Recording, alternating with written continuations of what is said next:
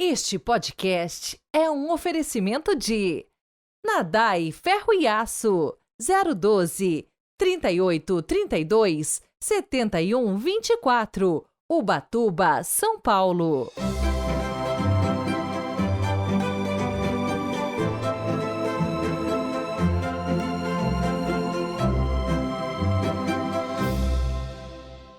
Sábado, 9 de março de 2024. Sejam muito bem-vindos ao podcast de hoje. É realmente uma alegria ter você por aqui. Você também pode nos acompanhar através do Facebook da Paróquia Nossa Senhora Auxiliadora Londrina. Todos os domingos, às 6h30 da tarde, a missa é transmitida. Hoje também quero cumprimentar o Vitor Freire, de Natal, Rio Grande do Norte, que está fazendo aniversário. Parabéns pelo seu dia. Minhas orações e bênçãos para você.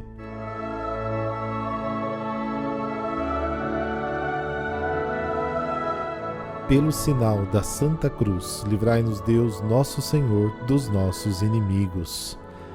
Ó Deus, alegrando-nos cada ano com a celebração da Quaresma, possamos participar com fervor dos sacramentos pascais e colher com alegria todos os seus frutos. Amém.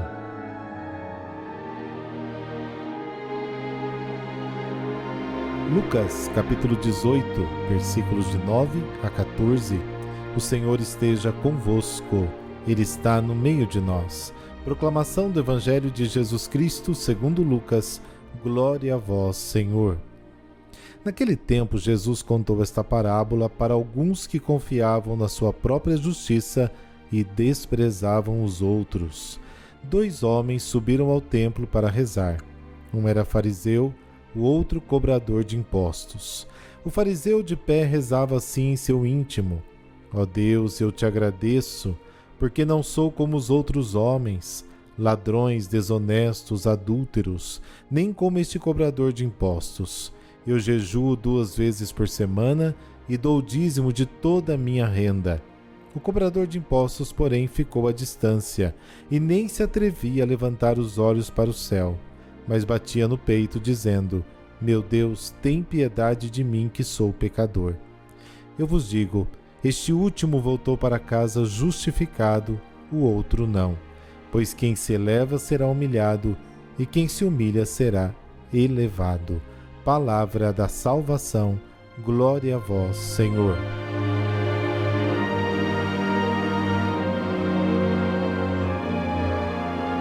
Nesta passagem temos 2 modelos de fé e oração. Por um lado, o fariseu que se coloca diante do seu próprio ego. Ele tem certeza da sua bondade, justifica-se e condena os outros. Por outro lado, o publicano, que sentindo-se distante de Deus, incapaz de confiar em si mesmo, se acusa e pede perdão. O fariseu não está diante de Deus, mas diante de si mesmo. Ele não fala com Deus, mas consigo mesmo. A sua oração não é um diálogo, mas um monólogo. Parece um agradecimento a Deus, mas na realidade é uma exploração de Deus para a própria autossatisfação. Ele se apropria dos dons de Deus para louvar a si mesmo em vez de louvar o Pai, e para desprezar seus irmãos em vez de amá-los. Se a oração não for humilde, é uma separação diabólica do Pai e dos irmãos. É a distorção máxima. Nela Deus é usado para buscar a si mesmo, é puro pecado. O fariseu acusa os outros de serem predatórios. Assim como ele tenta se apropriar da glória de Deus, acusa os outros a serem injustos, ou seja, de não fazerem a vontade de Deus, enquanto transgride o maior dos mandamentos, o amor a Deus e o amor ao próximo. Ele acusa os outros de serem adúlteros, enquanto ele se prostitui ao ídolo de si mesmo, em vez de amar a Deus. A religiosidade que ele vivencia é apenas externa. Por dentro, há presunção, mas também muita estreiteza, malícia, arrogância, que o leva a julgar com desprezo seu irmão pecador que tomou seu lugar à distância. Mateus escreve que os fariseus se assemelham a túmulos caiados, bonitos por fora, mas cheios de podridão por dentro. Capítulo 23, versículo 27. Por fora, os fariseus são fiéis perfeitos, mas por dentro, seus pensamentos e sentimentos são totalmente diferentes dos de Deus, que ama todos sem distinção e principalmente os pecadores. Nosso farisaísmo aparece completamente bem quando oramos. A oração é o espelho da verdade. Nos mostra de fato o que temos dentro de nós. Muitas vezes o mal que vemos nos outros encontramos no nosso próprio interior. Não há oração verdadeira sem humildade, e não há humildade sem a descoberta do próprio pecado, mesmo o pior, o de se considerar justo. A oração do publicano é a dos humildes, penetra nas nuvens, é semelhante ao dos leprosos e do cego. Lucas capítulo 17 e 18 é a oração que purifica e ilumina. É um apelo com dois polos, a misericórdia de Deus e a miséria do homem. A humildade é a única realidade capaz de atrair Deus, torna-nos vasos vazios que podem ser preenchidos por Deus. A fé que justifica vem da humildade que exige misericórdia. A presunção da própria justiça não salva ninguém. O justo não é justificado até que reconheça o seu pecado. Sem humildade não há conhecimento benéfico de si mesmo ou de Deus, e a pessoa permanece sob o domínio do maligno. Se o pecado é orgulho e o pecador é orgulhoso, a humildade que o Evangelho exige de cada crente, de cada fiel, é reconhecer a sua própria realidade humilhante, como um fariseu orgulhoso. O autor de A Imitação de Cristo, eu não sei se você conhece esse livro, muitos até o têm como um livro de cabeceira, resume perfeitamente o ensino desta parábola de hoje. Deus gosta mais da humildade depois de termos pecado do que do orgulho depois de termos feito boas obras.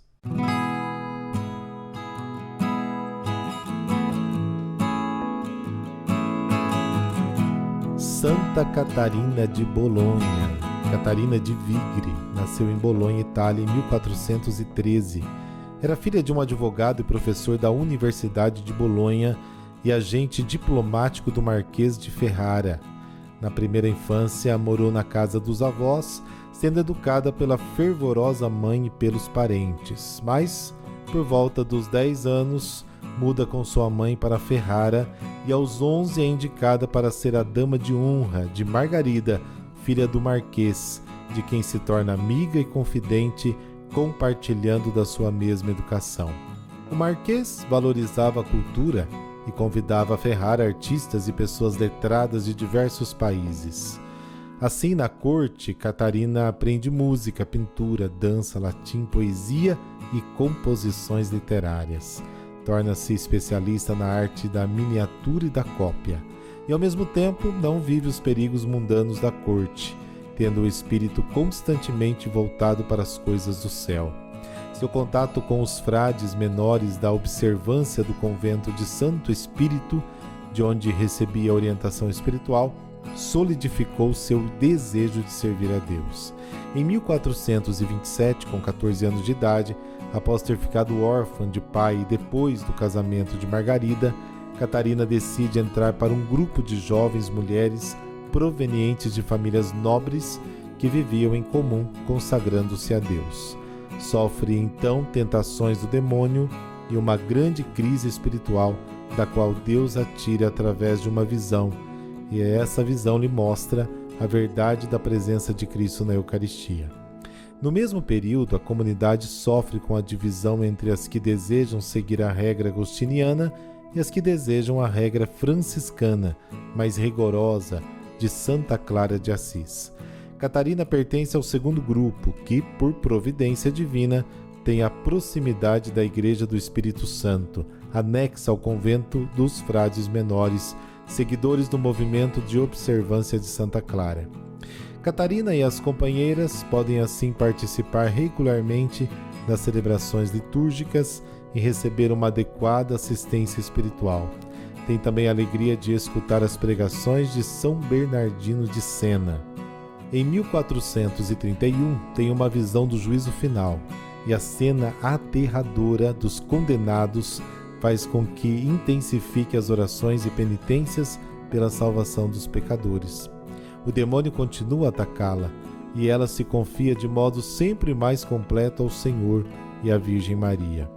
E a este respeito, escreve para a instrução das irmãs, alertando sobre as tentações do demônio que frequentemente se esconde com aparências enganadoras, para depois insinuar dúvidas de fé, incertezas vocacionais e sensualidade. Esses escritos, as 7 armas espirituais, trazem grande sabedoria e profundo discernimento contra o mal e o diabo. Além do conteúdo, seu estilo literário de várias obras é original e precioso para o estudo do dialeto da sua região na língua italiana da época. No convento, Catarina, apesar de ser habituada à corte de Ferrara, serve como lavadeira, costureira, padeira e é empregada no cuidado de animais.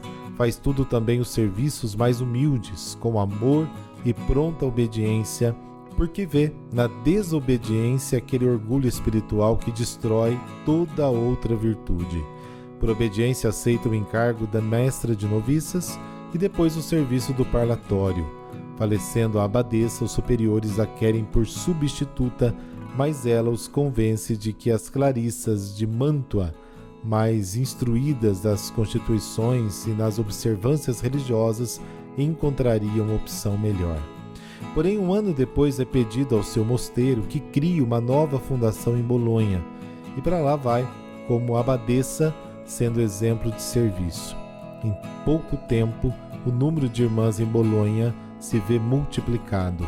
Ocupa ainda outra vez este cargo, 4 anos depois, mas já então muito doente, com agravamento desde 1461.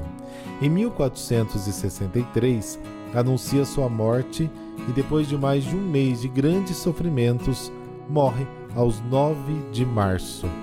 Foi enterrada sem caixão no cemitério da comunidade e não foi embalsamada.